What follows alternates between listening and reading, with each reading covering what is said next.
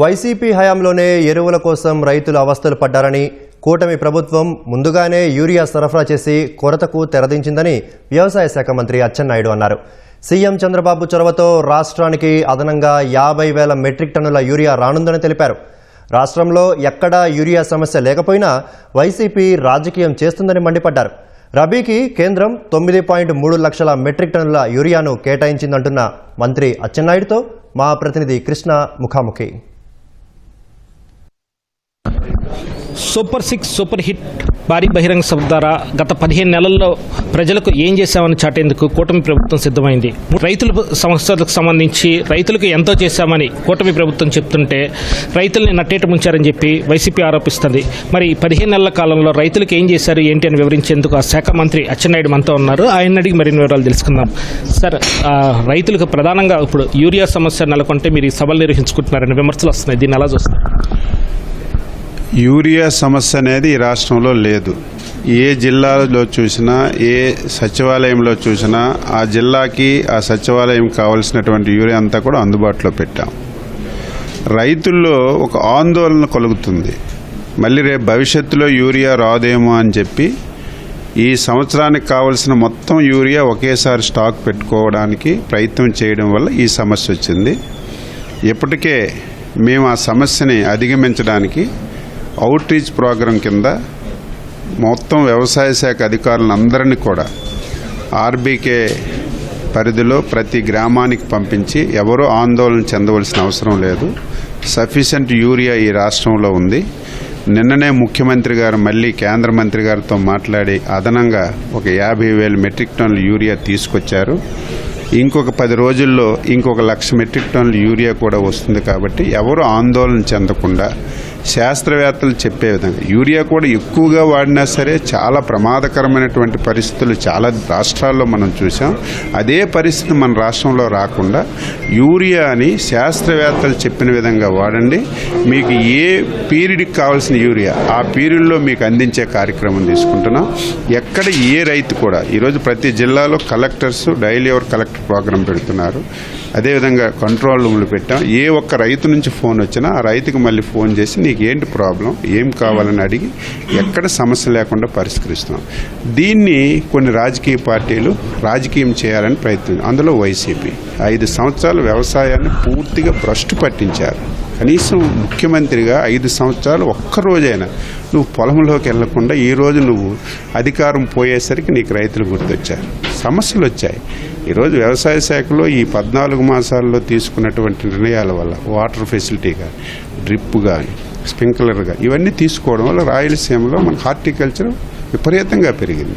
పంటలు కూడా దిగుబడి విపరీతంగా రావటం వల్ల ధరలు కొన్ని పతనమైనా సరే ప్రభుత్వం రైతు పక్షాన నుండి మీరు చూడండి 5-6 సమస్యలు వచ్చాయి. మిర్చి వస్తే అధిగమించాం.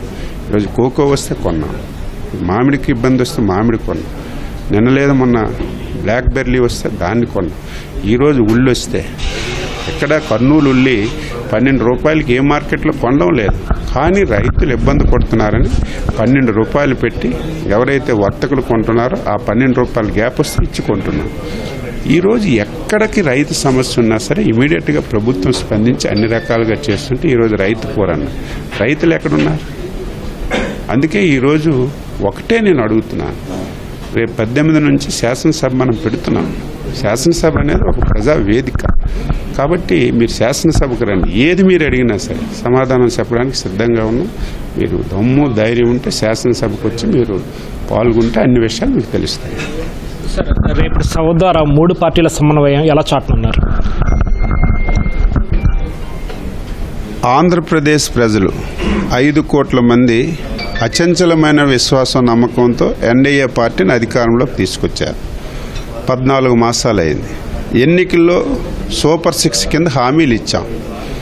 అయితే అధికారం వచ్చిందని ఆనందం ఉంటే అధికారం వచ్చిన తర్వాత గత 5 సంవత్సరాలు గతంలో పరిపాలించినటువంటి ముఖ్యమంత్రి చేసినటువంటి విధ్వంసం వల్ల, అందులో ఆర్థిక విధ్వంసం వల్ల మేము ఇచ్చిన హామీలు నెరవేర్చగలమా, ఇంత తొందరగా మేము హామీలన్నీ ఇవ్వగలమని ఒక భయం ఆందోళన ఉండేది. కానీ ముఖ్యమంత్రి గారు, పవన్ కళ్యాణ్ గారు, మోడీ గారి సహకారంతో ఇచ్చిన ప్రతి ఒక్క హామీ కూడా ఈరోజు సూపర్ 6 కింద ఇచ్చిన ప్రతి హామీ నెరవేర్చాం. ఏదో మీలాగా ఒక్కొక్క హామీ ఇచ్చి ఒక సబ్ పెట్టి జనాలకు ఇబ్బంది పెట్టడం కంటే మేమే ఈ 14 మాసాలు ప్రతి ఈవెంట్ని కూడా ప్రజల దగ్గరికి వెళ్ళి వాళ్ళ సమస్యలు తెలుసుకొని 14 మాసాలు చేశాం. ఈరోజు సూపర్ 6 సూపర్ హిట్ కింద ఈ 14 మాసాలు ఒక్క సంక్షేమమే కాదు, సూపర్ 6ఏ కాదు, ఈ 14 మాసాల అభివృద్ధి కూడా ఏ విధంగా చేశామని రాష్ట్ర ప్రజలకు తెలియజేయాలనే ఉద్దేశంతో 3 పార్టీలు కలిసి ఈ సభను ఇక్కడ పెట్టుకున్నాం. ఈ సభ ద్వారా ఇప్పటి వరకు చేసిన పనులు, సూపర్ 6లో చేసిన హామీలు, ఎందుకంటే నిస్సిగ్గుగా ఇన్ని సమస్యలు ఇన్ని హామీలు అమలు చేస్తే ప్రతి ఓడు మాట్లాడమే. ఎన్డీఏ ప్రభుత్వం వచ్చింది, 14 మాసాలైంది, ఒక హామీ నెరవేర్చలేదు, ప్రతి ఓడు మాట్లాడుతున్నారు. మరి ఇచ్చిన హామీలన్నీ ప్రజలకు తెలియజేయాలి, వాళ్ళకు కూడా డీటెయిల్గా చెప్పాలనే ఉద్దేశంతో ఈ సభ పెట్టాం. 3 పార్టీల ఎమ్మెల్యేలు నాయకులందరూ పాటుకొని విజయవంతం చేస్తారు. సరే, సభను విజయవంతం చేసేందుకు అలాగే ప్రజలకు ఎలాంటి ఇబ్బందులు కలగకుండా వాళ్ళు వచ్చిన దగ్గర నుంచి వెళ్ళే వరకు ఎలాంటి ఏర్పాట్లు పర్యవేక్షిస్తున్నారు? ప్రజలకు ఎక్కడ కూడా ఇబ్బంది లేకుండా ట్రాన్స్పోర్ట్ కానీ వసతి సౌకర్యం కానీ ఎక్కడ ట్రాఫిక్ జామ్ కూడా లేకుండా మేము అన్ని ఏర్పాట్లు చేసి సిస్టమేటిక్గా శాసనసభ్యుల వారీగా, నియోజకవర్గాల వారీగా, క్లస్టర్ వారీగా కూడా చేసుకొని ఎక్కడికక్కడ ట్రాన్స్పోర్ట్ ఏర్పాటు చేసాం.